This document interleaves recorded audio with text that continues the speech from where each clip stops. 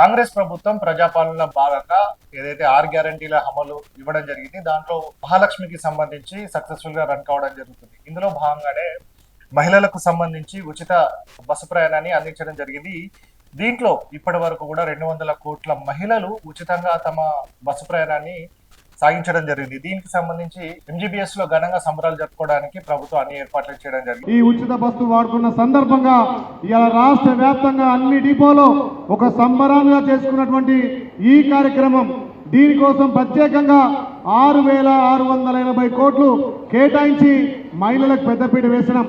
అదే కాకుండా ఈ ఆర్టీసీ డిపోల్లో మహిళలకు కూడా ప్రాధాన్యం ఇచ్చి ఆర్టీసీలో మహిళలకు సొంత బస్సులు ఇచ్చి వాళ్ళ కాళ్ళ మీద వాళ్ళు నిలబడే విధంగా ఇలా మన రాష్ట్ర ప్రభుత్వం పెద్ద ఎత్తున నిర్ణయం తీసుకొని తెలంగాణలో ఆత్మ గౌరవం పెరిగే విధంగా మహిళలకు పెద్దపీట వేసినటువంటి ప్రభుత్వం మన ప్రజా ప్రభుత్వం.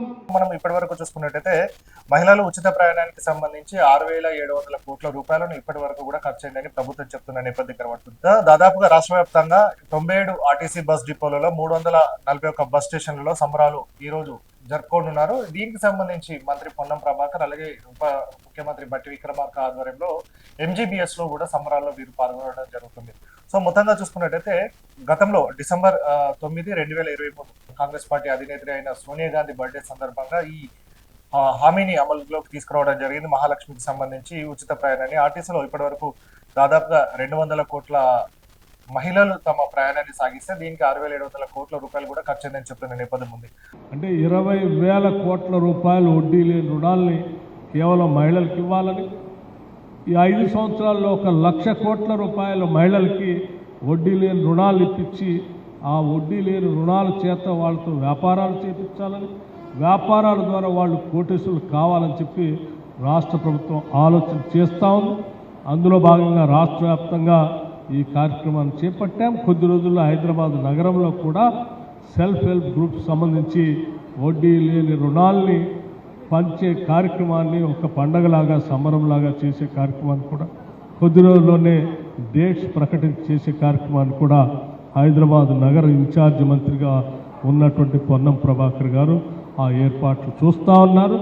సో ఇప్పటి వరకు గృహజ్యోతి కావచ్చు, ఏదైతే 420 హామీలు ఉండడం జరిగింది, అందులో 6 గ్యారెంటీలు సంబంధించి ముఖ్యంగా ప్రజలకు అందించాలనే ఉద్దేశం కనబడుతుంది. కాబట్టి దీంట్లో బస్సు ప్రయాణం అనేది కూడా సక్సెస్ఫుల్ గా సాగుతున్న నేపథ్యం ఉంది. కాబట్టి దీన్ని మరింతగా తీసుకెళ్లాలి అన్న ఉద్దేశం కొద్దీ కాంగ్రెస్ ప్రభుత్వం అన్ని ఏర్పాట్లు చేయడం జరిగింది.